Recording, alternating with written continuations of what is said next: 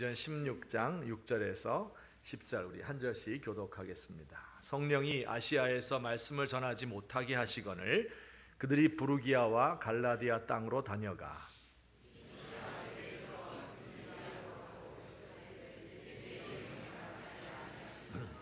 무시아를 지나 드로아로 내려갔는데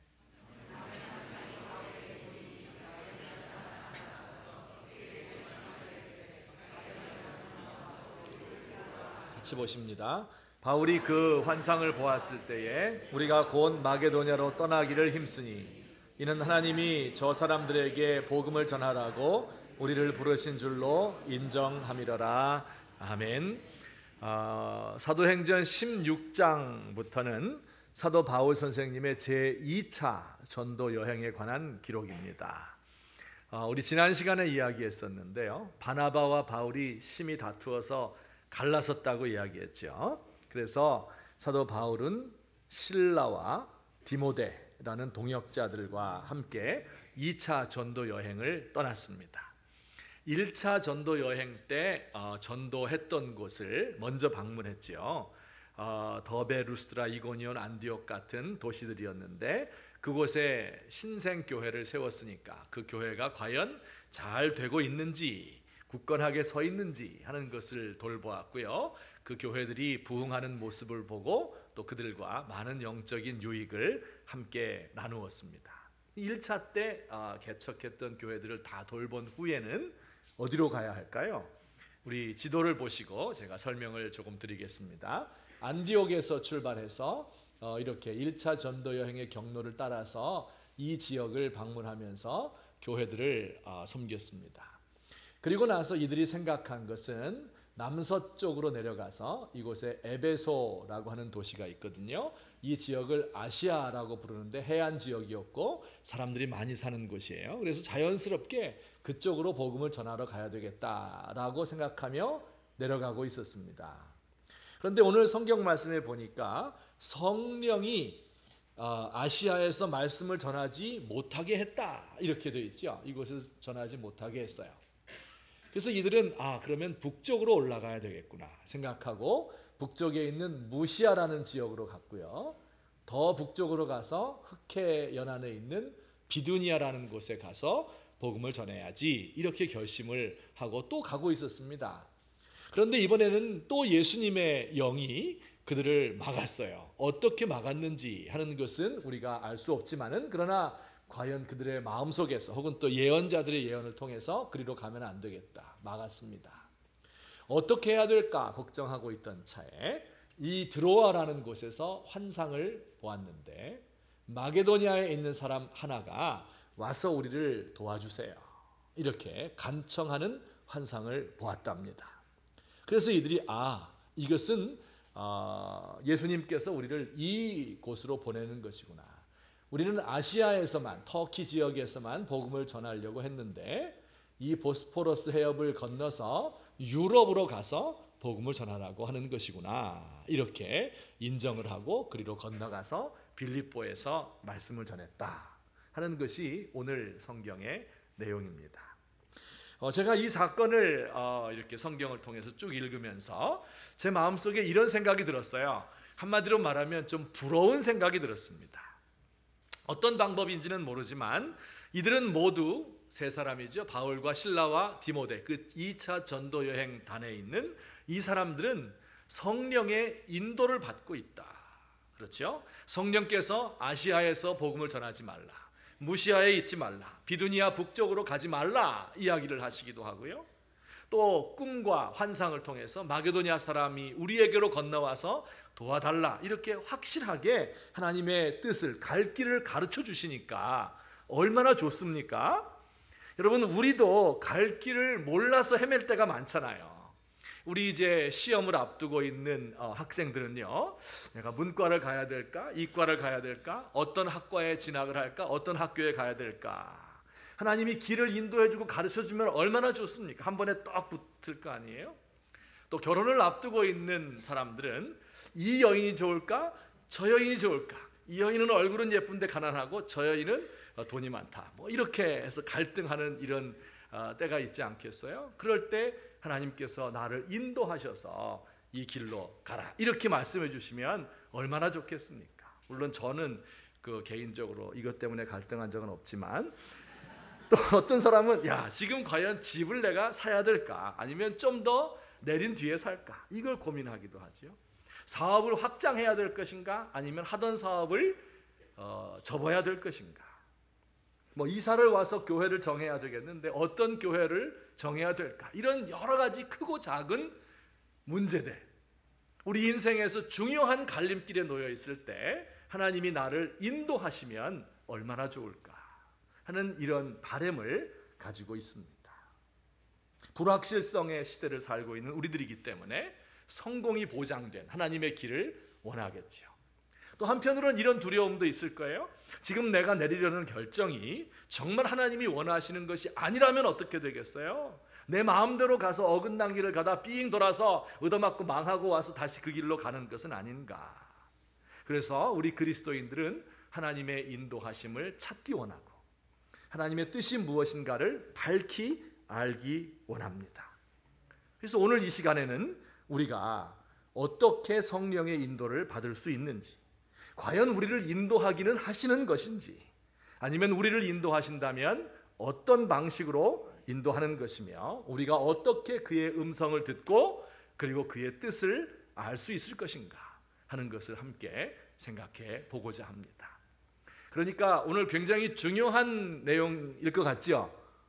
우리 지난주에도 분열에 대해서 이야기하니까 평소 때 이렇게 깊은 숙면에 빠지던 분들도 눈이 딱 반짝 띄어가지고 말씀을 잘 들었는데, 하여튼 오늘도 하나님의 뜻을 어떻게 알 수 있을까 하는 이러한 중요한 주제를 말씀드리려고 합니다. 한 3가지 정도 나누어서 우리가 생각을 해보고자 합니다. 우선 첫째, 다 같이 읽습니다. 시작.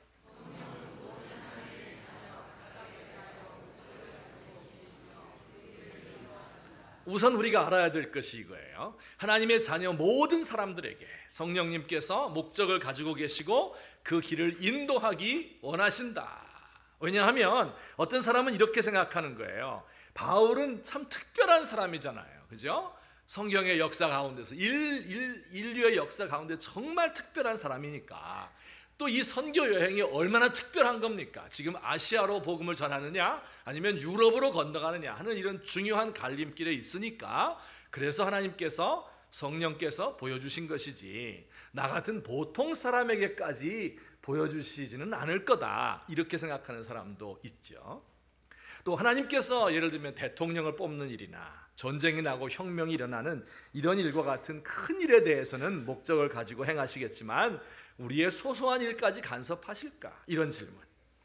교회를 세우거나 영혼을 구원하거나 전도하거나 이런 영적인 일은 하나님이 개입하시지만 세속적인 일까지도 하나님이 우리를 도우실까? 인도하실까?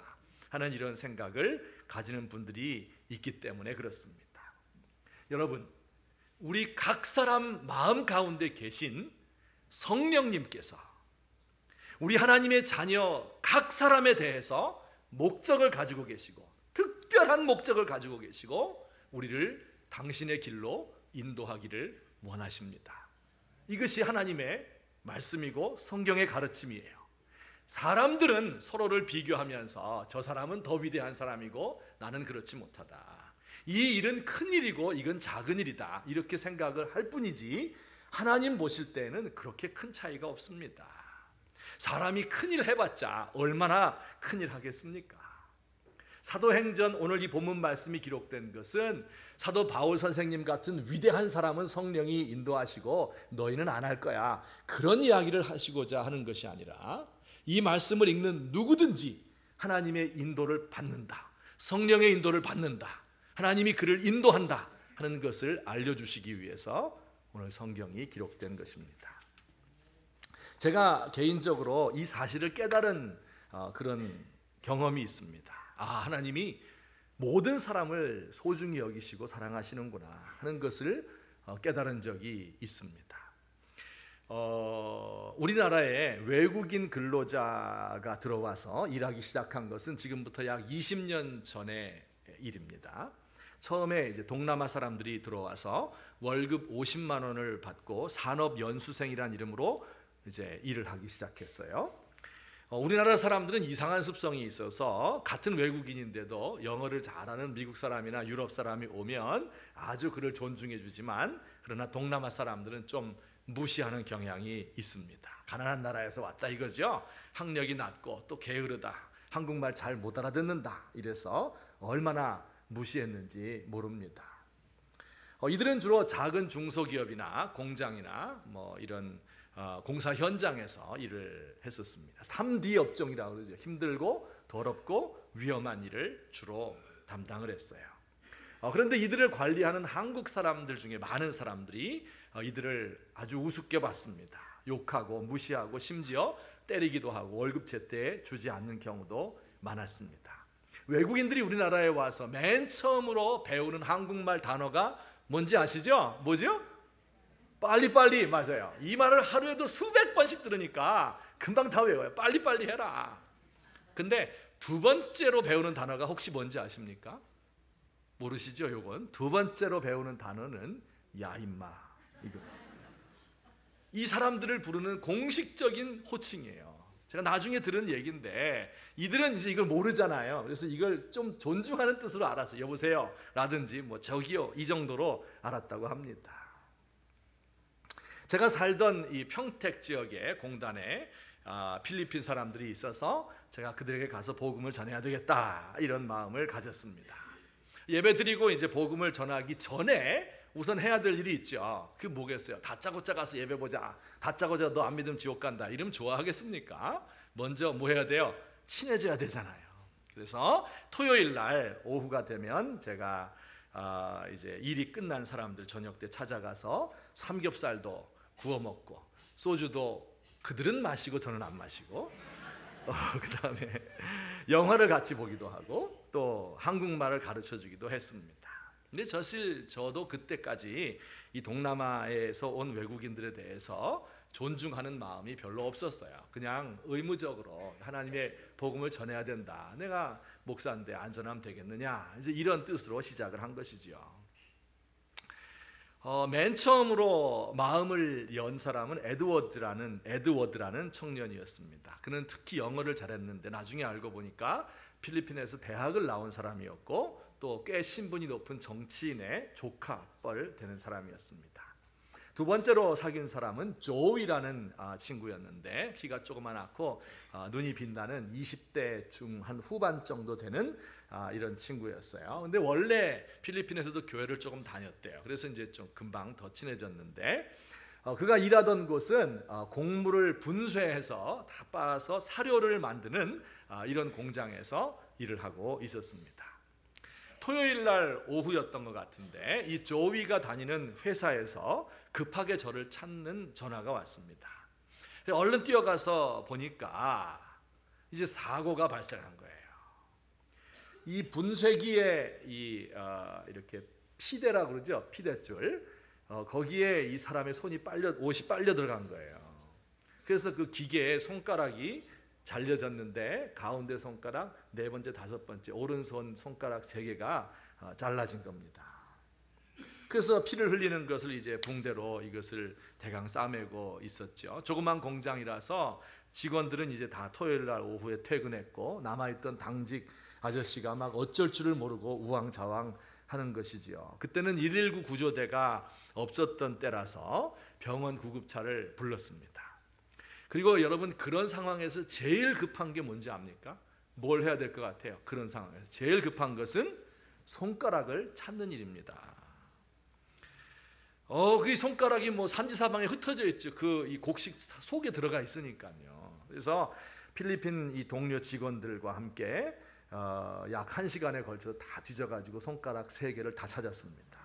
그래서 이걸 비닐봉지에 집어넣어서 수원에 있는 절단봉합수술 전문병원으로 달렸습니다. 그리고 긴 수술 끝에 이게 쉽지 않습니다. 왜냐하면 핏줄만 있고 이런 것이 아니라 신경까지 다 찾아서 이어야 되기 때문에 그래서 이제 그 수술이 잘 되어서 한 달쯤 지났을 때 불완전하지요. 하지만 이 손가락을 움직일 수 있을 정도까지 되었어요. 그 수술비의 일부를 우리 교회에서 대주고 또 저도 여러 번 신방을 했습니다. 그래 한 달쯤 지나서 물리치료 다 하고 그 친구 손가락이 이렇게 움직이는데요. 막 저도 얼마나 감격스러운지 막 눈물이 막 났어요. 그 친구는 뭐 더 고맙지, 더 눈물을 흘리면서 고마워해요. 그리고 자기 이제 잠바 주머니에서 지갑을 꺼내달라는 거예요. 그 지갑 안에서 사진을 이렇게 보여주는데 7살 난 아들 사진, 5살 난 딸의 사진, 그리고 네 식구가 함께 찍은 사진을 저에게 이렇게 보여주면서 고맙다고 이야기하는 것이었어요. 전 그때까지 그가 결혼 안 한 총각인 줄 알았어요. 근데 일찍 결혼을 해서 아내와 사이에서 아이들 둘을 낳았고 또 이들을 부양하기 위해서 한국에 와서 이 노동을 하고 있었던 것이죠. 제 마음 한구석이 아려왔습니다. 이 사람에게 아내와 자식들이 있었구나. 그때 저도 아이들 둘이 있었는데요. 나만 사랑하는 아내와 자식들이 있는 것이 아니었구나. 한국 사람들은 이 사람을 야인마라고 부르고 함부로 대하고 때리기도 하지만 그는 누군가의 가장 사랑하는 아들이었구나. 그리고 한 아내의 존경받고 그가 의지하는 남편이구나. 그리고 두 아이들의 아빠로구나. 이 사람 이렇게 험한 일을 해서라도 자기의 가족을 먹여 살리려고 하는 고귀한 사람이구나 하는 것을 제가 깨달았습니다. 나중에 이 조이는 신앙이 좋아졌어요. 그래서 한 1년쯤 지난 1998년 IMF 때 외국인들을 쫓아낸 적이 있었거든요. 그래서 그도 그때 쫓겨갔습니다. 돌아가면서 마지막으로 저와 약속을 했습니다. 필리핀에 가면 내가 신학교에 들어가서 성직자의 길을 걷겠습니다. 이렇게 이야기를 했던 적이 있습니다. 여러분, 이 사람 한국 사람들이 볼 때는 정말 아무것도 아닌 사람, 노바디, 있는지 없는지 모르는 사람, 그 사람 없으면 딴 사람 대체해주면 되는 사람에 불과합니다. 그러나 제가 볼 때는요, 어느 누구보다도 중요한 사람이에요. 어느 누구보다도 고귀한 일을 하는 사람이다. 여러분, 하나님 보실 때도 그렇지 않을까요? 어떤 사람들은 이렇게 질문할 겁니다. 아니, 이 세상에 인간들이 이렇게 많고 또 하나님의 자녀의 숫자도 수십억 명 될 텐데 하나님께서 어떻게 이들을 일일이 다 인도할 수 있겠는가? 작은 사람까지 어떻게 다 인도할 수 있겠는가? 이렇게 질문하는 분도 있어요. 제가 주로 그런 엉뚱한 질문을 합니다. 자, 이렇게 생각해 보세요. 이런 해답을 얻었어요. 우리말 속담에 10손가락 깨물어 안 아픈 손가락 없다 하는 속담 있지요. 그 10손가락일까요? 옛날에는 애들을 많이 낳은 거예요. 그래서 적게 낳으면 5명, 이 많이 낳으면 10손가락이 낳은 겁니다. 생각해 보니까 이 10명 이름 짓는 것도 대단히 힘들 것 같아요. 우리가 한두 명 낳았을 때 이름 하나 지으려면 막 굉장히 힘들잖아요. 이 이름 매년 하나씩 지어야 되니까 이것도 곤욕일 것 같아요. 그래서 생각해낸 것이 뭐냐면 숫자를 붙이는 거예요. 1순위, 2순위, 3순위 이렇게. 혹은 또 어떤 집은 갑을병정, 갑수기, 을수기, 병수기 이렇게 짓는 거예요. 그러면 10명 낳을 때까지는 이름질 걱정이 이제 염려할 것 없을 것 같습니다. 그래서 생각해봤어요. 이렇게 10명이나 자녀를 낳으면 이거 헷갈려서 어떻게 살까?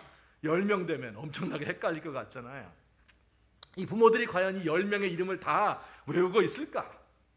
생각을 해보았어요. 여러분, 외울 것 같아요? 못 외울 것 같아요? 당연히 다 외우지요. 내가 그 자녀 하나 낳느라고 이거 낳다가 죽을지 저거 낳다가 죽을지 모르는 그 생명의 위험을 무릅쓰고 낳은 겁니다. 그 하나를 어떻게 소홀히 여길 수가 있겠어요? 그 자녀들이 어떻게 나아졌고 어떤 특징을 가지고 있고 이렇게 하면 좋아하고 이렇게 하면 싫어하고 이 아이는 이렇게 길러야 된다. 그 계획을 다 가지고 있습니다. 자녀들을 위한 플랜을 세우고 그리고 그 각자를 자신의 길에 맞도록 최선을 다해서 인도하는 것이 우리 인간 부모들이라고 하면 우리 전능하신 아버지이신 하나님께서 당연히 우리 모든 자녀들 한 사람 한 사람을 위한 계획을 가지고 계시고 그 한 사람을 인도하시지 않겠습니까?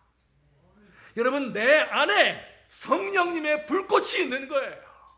모든 사람, 우리 믿는 자녀들 가운데 성령님이 계셔서 우리에게 갈 길을 보여주시는 겁니다. 바울에게만 보여주시는 것이 아니라 우리도 인도하시는 거예요. 예수님이 우리를 특별히 사랑하셔서 한 사람 한 사람을 소중히 여기셔서 그의 이름을 부르며 그를 인도하기를 원한다 하는 것이 성경 말씀입니다.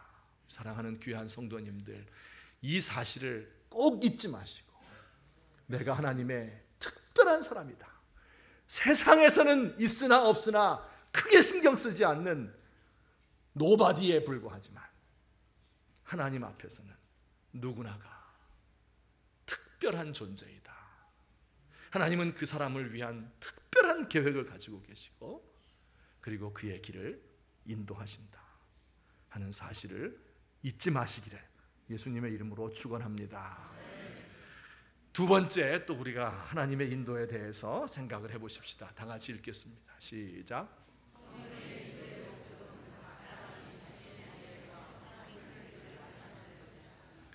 두 번째로 생각할 것은 성령이 우리를 인도하시는데 그 목적이 무엇일까?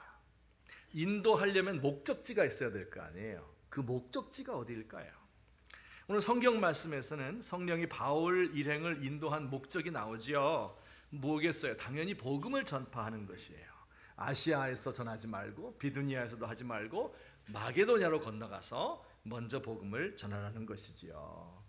여러분, 우리 생각할 때 하나님이 우리를 인도하시는 것은 우리를 단지 편안한 자리로, 안락한 자리로, 행복을 누리는 자리로 인도하시기도 하지만은 더 큰 목적이 있는 거예요.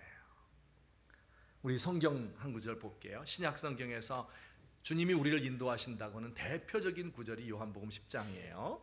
그 중에 27절에 보면 같이 읽겠습니다. 시작.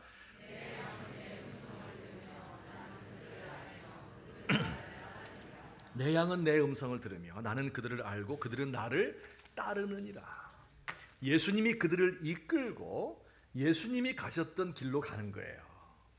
예수님이 양들을 인도하셔서 예수님의 길을 가도록 하는 겁니다. 어디로 가라고 그러는 거예요? 예수님의 길은 그 끝에 가면 뭐가 나와요? 십자가가 나오는 거예요. 그 길로 인도하시는 거예요. 구약 성경의 대표적인 인도하는 구절이 시편 23편이죠. 그가 나를 푸른 풀밭에 누이시며 쉴만한 물가로 인도하시는도다. 우리를 평탄한 길로 인도하시기도 해요. 그런데 그 목적이 뭡니까? 내 영혼을 소생시키시고 자기 이름을 위하여 어디로? 의의 길로 인도하시는도다. 우리를 죄의 길로 인도하셔요? 아닙니다. 예수님이 우리를 인도하시기 위한 목적지는 의의 길이에요. 의로운 길. 이 길이 정로이다.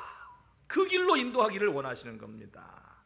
악에 저항하고 선을 행하는 길, 사람을 살리고 복음을 전하는 생명의 길로 우리를 인도하기 원하시는 것이죠. 여러분, 바울과 그의 일행을 보세요. 편안한 길로 인도했습니까? 아니죠. 이미 살펴보았지만 이들이 성령의 인도에 따라서 마게도니아 첫성 빌립보로 갔어요. 거기서 무슨 일이 있었어요? 귀신 들린 여자 노예 귀신 쫓아내줬죠. 참 잘한 거죠. 여기까지 좋아요. 그 뒤에 무슨 일이 있었어요? 그것 때문에 매를 흠씬 두들겨 맞고 죽기 직전까지, 그리고 감옥에 갇혀 있는 거예요. 아마 내가 사도 바울이었다면 생각했을 거예요. 이게 정말 하나님이 나를 인도하신 거 맞을까? 내가 그때 오라고 손짓한 것이 이게 환상, 이거 거짓된 거, 이거 악령이 나를 꼬인 거 아닐까? 생각하지 않았을까요? 하나님이 꿈에서 정말 가라고 이야기를 했다면 좀 편안하게, 좀 복음전도 잘 되게, 수많은 사람이 운집할 수 있도록 이렇게 하시면 얼마나 좋을까요? 그러나 여러분, 성경을 보세요. 어디서도 예수님의 인도를 받는 것이 단지 부유하고 안락한 삶을 사는 길이다 이렇게 말하지 않습니다. 그 길은 십자가 지는 길이고 자기를 부인하는 길이고 그 길의 끝에는 십자가가 있고 그리고 부활이 따르게 되는 것입니다. 의를 행하는 의의 길로 우리를 인도하신다고 말씀합니다. 때로 성경에서 우리 믿는 사람들을요, 파수꾼에 비유할 때가 있습니다. 파수꾼. 지금은 잘 쓰지 않는 말이고 사극에나 나오는 말인데, 지금 말로 말하면 경비병 혹은 보초 이렇게 번역할 수 있겠습니다. 지금도 155마일 휴전선을 매일 밤 경계서는 군인들이 있죠. 해안선을 쫙 둘러가면서 경계병들이 보초를 서고 있습니다. 중요한 군사시설 모두 보초들이 총을 들고 밤마다 지켜 서 있는 거예요. 지금도. 그 중에 어떤 사람은 상대적으로 쉬운 곳에 간 사람, 육군본부에 간 사람도 있어요. 근데 어떤 사람은 체감온도 영하 30도 40도 되는 이 전방 산악고지에 한 달 올라가면 한 달 동안 내리지도 못하는 그곳에서 밤새 보초 서는 사람, 칼바람 부는 해안 초소에서 파도 소리만 높은데 눈을 부릅뜨고 밤을 지새우는 사람들도 있습니다. 각각의 파수병들에게는 각각의 초소가 있는 거예요. 우리 모든 믿는 사람에게는 각각의 초소가 있고 각각의 전선이 있습니다. 우리가 대항해야 할 적이 다 다른데 그 적들이 있는 겁니다. 그 야간 보초들 가운데 조는 사람이 있으면 어떻게 돼요? 그 틈으로 무장공비가 들어오는 거예요. 여러분, 내가 지켜야 할 곳이 있는 거예요. 그곳이 무너지면 적들이 그리로 쳐들어오는 겁니다. 하나님께서 각 사람에게, 우리 모두에게 사명을 주시고 그리고 인도하시는 이유가 뭡니까? 바로 그 사람이 자기가 있는 그 자리에서 자기에게 다가오는 적들을 막는 것입니다. 내 어깨에 얹혀지는 그 무게를 견디는 것입니다. 내가 견뎌야 할 하중을 이겨야 되는 것이에요. 회사나 혹은 공직사회나 말단 직원들은요, 그 무게가 클까요, 작을까요? 작습니다. 10,000원 지하철을 타고 회사에 출근하고 맡겨준 일 하다가 다시 지하철 타고 퇴근하면 되는 거예요. 그냥 열심히 사는 거, 그게 그에게 얹혀진 무거운 짐이에요. 그런데 직급이 점차 높아질수록 유혹도 많고 압박도 거세어집니다. 때로는 부정한 일을 하자, 때로는 위협을 받기도 하고, 점점 더 올라갈수록 이 사회의 악과 정면으로 마주하게 되지요. 큰 범죄와 유혹들에 노출되어 있습니다.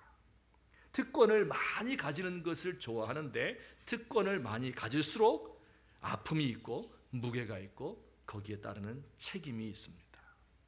우리 사회의 문제가 무엇이라고 생각하십니까? 높아지고 명예 권력 얻고 이건 참 좋아요. 그런데 거기에 따르는 무게가 있다 하는 것을 잊어버리는 거예요. 짐을 밑에 사람들에게 다 전가해버리는 거예요. 서양 속담에 이런 이야기가 있어요. 왕관을 쓰려는 자, 그 무게를 견뎌라. Wear the crown, bear the crown 이라는 속담이 있어요. 이 속담을 아시는 분들은 TV 조금 보시는 분들이죠. 상속자라고 하는, 상속자들이라고 하는 이 재벌 고교생, 또 사배자 친구들 사랑과 우정을 다룬 달달한 드라마, 요거 잘 안 보시죠. 어쨌든 왕관을 쓰려는 자, 그 무게를 견뎌야 하는 법이에요. 그런데 오늘날 우리 사회의 모습을 보면서 마치 그런 느낌을 받아요. 보초들이 자기 자리를 지키지 않는 거예요. 자기에게 다가오는 적을 대항하지 않고 그 적과 타협을 하고 자기 자리를 이탈합니다. 높은 공직자부터 말단 직원에 이르기까지, 대기업 총수에서 구멍가게 사장까지, 국정원, 검찰, 경찰과 같은 국가의 권력기관까지, 국피를 일삼는 언론과 사람들을 인도해야 할 교수나 교사나 목사와 같은 종교인들까지도 그들이 있는 그 자리에서, 예수님께서 인도하시는 그곳에서 나에게 다가오는 적을 방어해야 되는데, 그래야 이 사회가 지탱될 수 있을 텐데 이것을 행하지 않는 모습을 보게 됩니다. 예수님의 인도를 따르지 않는 거예요. 의의 길로 인도하시는 그분을 믿지 않는 겁니다. 예수님의 음성을 거부하는 것입니다.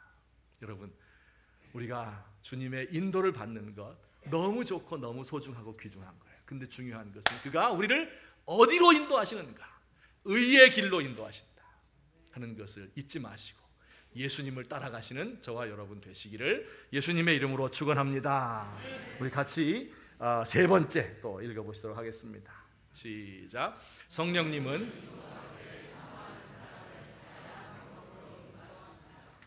인도받기를 사모하는 사람들을 다양한 방법으로 인도하신다. 이게 이제 제일 중요한 문제겠죠. 제일 궁금해하는 거.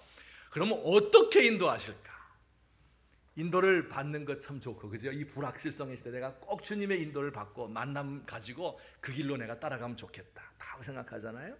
그런데 어떻게 받겠는가 하는 것이 제일 중요한 마지막 문제가 되겠습니다. 그 답은 다양합니다. 좀 실망이 되시죠? 굉장히 여러 가지입니다. 한두 가지 방법이 아니에요. 예수님이 우리를 인도하는 방법이, 그 양상이 다양합니다. 때로는 목자가 양을 인도하는 것 같을 때도 있어요. 이게 뭐냐면 양들은 어때요? 어디로 가는지도 몰라요. 그냥 따라가다 보면 푸른 초장 나오고, 따라가다 보면 맑은 물 나오고, 따라가다 보면 사망의 묻힘한 골짜기로 지나가서 힘들지만 예수님의 뒤를 졸졸 따라가는 것이 목자가 양을 인도하는 방법이죠. 그러나 예수님은 이렇게만 인도하지 않습니다. 때로는 스승이 제자를 인도하는 것 같을 때도 있어요. 스승들이 제자를 어떻게 인도합니까? 어렸을 적에는 다 해주죠. 밥 먹이는 법 가르치고, 화장실 가는 거, 이 닦는 거, 잠자는 거 다 가르쳐줘요. 그런데 시간이 지나면서 어때요? 점차로 스스로 알아서 하도록 먼 발치에서 지켜보는 것입니다. 인도하지 않는 것이 아니에요. 그게 인도하는 방법이에요. 어떤 때는 부모가 자녀를 인도하는 것 같을 때도 있습니다. 부모가 자녀를 어떻게 인도해요? 이 아이를 때로는 어르기도 하고, 또 사탕 주면서 꼬이기도 하고, 강제로 데리고 가기도 하고, 이렇게 해서 자기의 자녀를 기릅니다. 인도합니다. 근데 그 자녀들을 인도하는 방법도 다 다르죠. 집안에 자녀들이 여럿이 있으면 이 아이는 이런 방식으로, 저 아이는 야단쳐서 여러 방식으로 다루지 않습니까? 그런데 꼭 그 아이들 중에서 한 놈씩은 꼭 있어요. 뭐예요? 안 맞으면 안 듣는 아이들, 뭐 인도를 하려면 때려야만 듣는 아이들이 꼭 있게 마련입니다. 그런 사람 되지 않기를 바랍니다. 때로는요, 하나님께서 우리 인도하실 때 속이는 것 같을 때도 있어요. 야, 이리 와봐, 여기 좋은 거 있다, 내가 좋은 거 줄게. 가보면 고생이 막심합니다. 사도 바울도 아마 그랬을 거예요. 야, 이거 말씀 먹고 하나님과 교제하고 인도받고 뭐 이런 거는 참 좋은데 이거 하다가 이런 고통을 당하는구나 하면서 괴로운 마음을 가질 때가 한두 번이 아니었을 겁니다. 여러분, 구체적으로 인도하시는 방법도 다양합니다. 어떤 사람은 늘 하나님의 음성을 듣는다, 난 매일 아침 들었다, 막 이렇게 이야기하시는 분도 있는데 뭐 그럴 수도 있어요.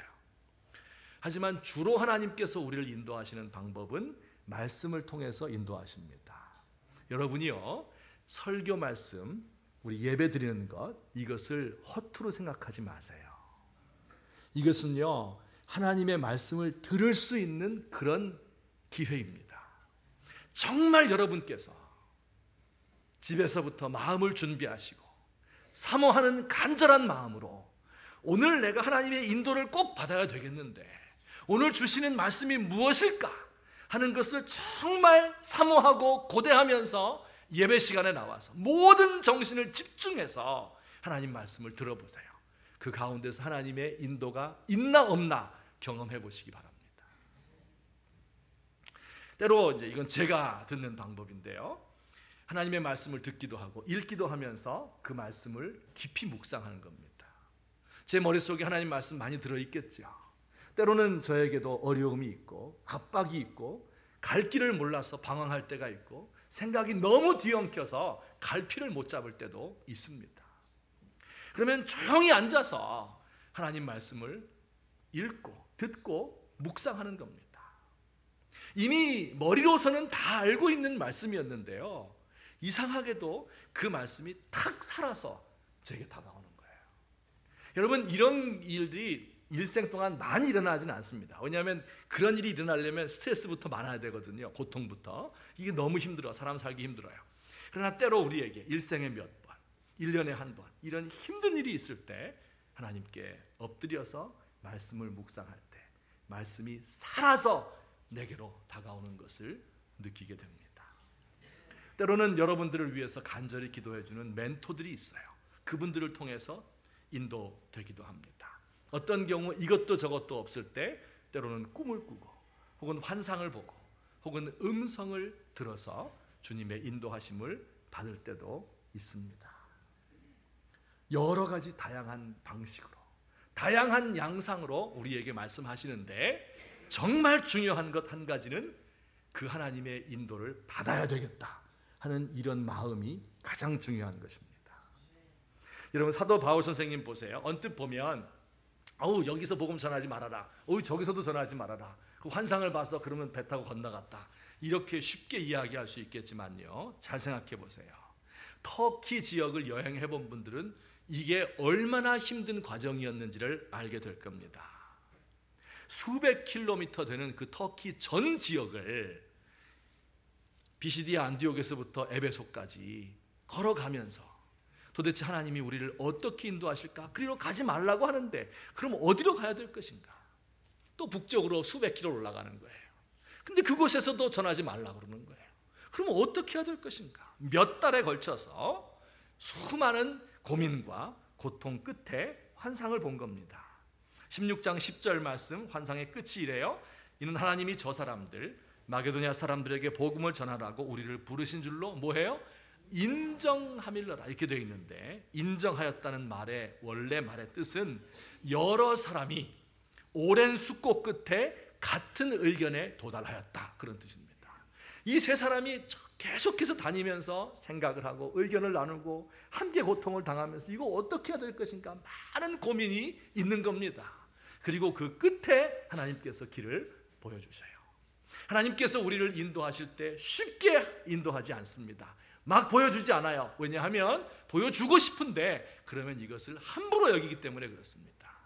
그러나 우리 마음에 고통이 있고 힘든 일이 있고 갈래길에 서서 어디로 가야 될지 알지 못할 때 하나님 앞에 꿇어 엎드려서 정말 내가 주님의 인도하심을 구합니다. 한번 그렇게 나아가 보세요. 하나님께서 우리에게 갈 길을 보여주시나 안 보여주시나 시험해 보시기를 바랍니다. 우리 중에 어떤 사람들은요, 너무 잘 나가는 것 같아요. 내가 결정하는 것이 무조건 다 좋은 것으로 생각을 할 때도 있습니다. 아닙니다. 여러분, 이게 패착의 길로 가는 거예요. 또 어떤 사람은 너무나 고통 가운데 자기 고통의 무게에 눌려서 이 사람 저 사람 찾아다니면서 떠드느라고 볼일 다 보는 사람이 있어요. 그거 아닙니다. 여러분, 고통을 당하고 힘든 일이 있을 때 시간을 정하세요. 1시간, 하루의 시간을 내시고 금식을 하시면서 하나님의 뜻을 구해보시라고요. 하나님께서 가르쳐 주시나 안 가르쳐 주시나. 지금까지 하나님께서 사도 바울 선생님을 그렇게 인도하셨고 모든 신앙의 위인들을 그렇게 인도하셨고 저와 같은 부족한 사람도 하나님이 인도하셔서 이 자리에 있을 수 있도록 해주셨습니다. 우리 사랑하는 귀한 성도님들, 하나님께서, 성령님께서 우리 각자의 마음속에 계셔서 불꽃과 같이 살아계셔서 그래서 우리에게 목적을 두고 그 길로 인도해 주시고 있어요. 우리가 그 성령의 음성을 발바꾸지 말고 날마다 그 앞에 나아가서 간구하시고, 특별히 고통 가운데 있을 때에, 어디로 가야 될지 모를 때에 나의 의지를 내려놓고 하나님 길을 가르쳐 주세요. 하나님 길을 가르쳐 주세요. 고통 가운데 기도하여서 응답받는 저와 여러분 되시기를 예수님의 이름으로 축원합니다. 같이 한번 기도드리겠습니다. 우리 들은 말씀을 생각하면서 한번 기도하십시다. 지금까지 내 멋대로 살아간 것이 있었습니까? 내 멋대로 결정하고 행한 일이 있습니까? 하나님 불쌍히 여겨주세요. 그렇게 다시는 안 할게요. 혹시 이 중에도 많은 심령의 고통으로 어느 길을 가야 될지 몰라서, 어떻게 결정해야 될지 몰라서 방황하고 있는 분들이 있습니까? 생각이 너무 뒤엉켜 있어서 갈피를 못 잡는 분들이 있습니까? 하나님 앞에 조용히 무릎을 꿇고 머리를 숙이고 예수님의 음성 듣기 원합니다. 성령의 인도받기 원합니다. 간구하시며 기도하는 이 시간 되었으면 좋겠습니다. 우리 함께 기도드리겠습니다. 사랑의 하나님 아버지, 은혜를 감사합니다. 참으로 무익하고 연약한 종이옵니다. 아버지여, 어떻게 행해야 될지 알지 못합니다. 아버지 하나님이여, 길을 잃고 방황하는 때가 얼마나 많이 있습니까? 아버지 하나님이여, 생각의 갈피를 못 잡고 많은 무게에 눌려서 살아갈 때가 얼마나 많습니까? 하나님 아버지여, 하나님 앞에 맡기고 주의 인도하심을 구하고 주께서 마침내 우리를 인도하시는 그 인도를 받을 수 있도록 하나님 우리를 도와주시옵소서. 때로 주님의 인도하심이 사망의 음침한 골짜기로 들어가는 때와 같을 때도 있고, 평탄하게 잔잔한 물가로 푸른 초장으로 인도하실 때도 있는데, 때로 우리에게 알려주실 때도 있고 그렇지 못하고 따라가야 될 때도 있는데, 하나님 아버지여, 주님께서 아버지 하나님이여 인도하시는 그 음성을 듣고 따라갈 수 있도록 주여 도와주시옵소서. 내 속에서 말씀하시는 성령님의 음성에 귀를 기울이게 하시고, 나 자신의 욕심과 편견과 교만함을 내려놓고 하나님의 인도하심을 구할 수 있도록 하옵소서. 하나님, 힘들고 고통스러운 현실 속에서도 하나님을 바라며 능력을 얻게 하시고 주의 인도를 받을 수 있도록 주여 도와주시옵소서. 사랑의 하나님 아버지, 우리가 우리의 인도자 목자이신 예수님의 음성을 들으려 하지 아니하고 내 양심을 통하여 말씀하시는 성령님을 밟아 끈 적이 얼마나 많이 있는 줄 모릅니다. 하나님, 우리를 용서하여 주옵소서. 하나님, 우리 가운데 결정해야 될 인생의 중대사 때문에 하나님이여, 또한 우리에게 있는 이 고통의 무게가 너무 극심하고 너무 여러 가지라서 생각의 갈피를 잡을 수가 없고 마치 길을 잃은 것처럼 살아가고 있는 영혼들이 있다면, 하나님, 사람에게서 해답을 찾지 않게 하시고 하나님께 나아가서 무릎 꿇고 내 속에서 말씀하시는 성령님, 하나님의 말씀을 통해서 내게 들려주시는 그 음성에 귀를 기울일 수 있도록 주여 우리를 도와주시옵소서. 예수님의 이름으로 기도하옵나이다. 아멘. 우리 이 시간에 찬송 379장 함께 부르시겠습니다.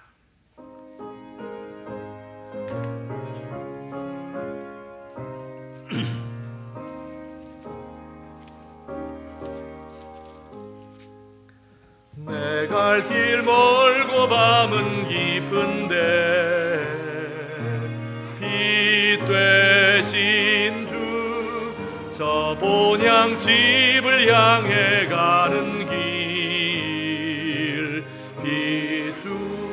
비추소서. 내 가는 길 달지 못하나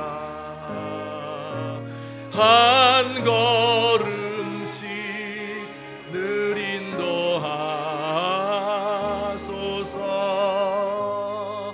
이전에 방탕하게 지낼 때에 교만하여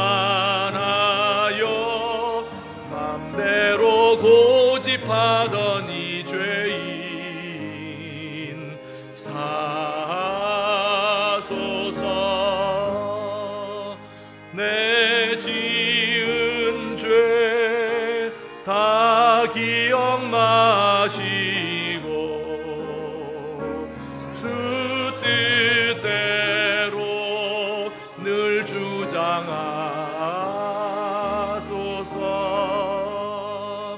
이전에 나를 인도하신 주, 장래에도 내 앞에 항상 주여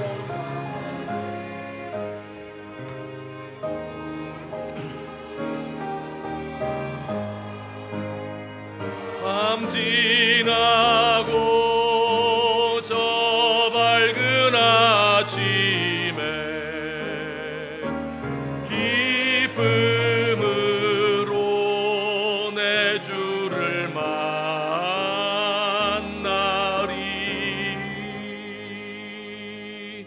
아멘.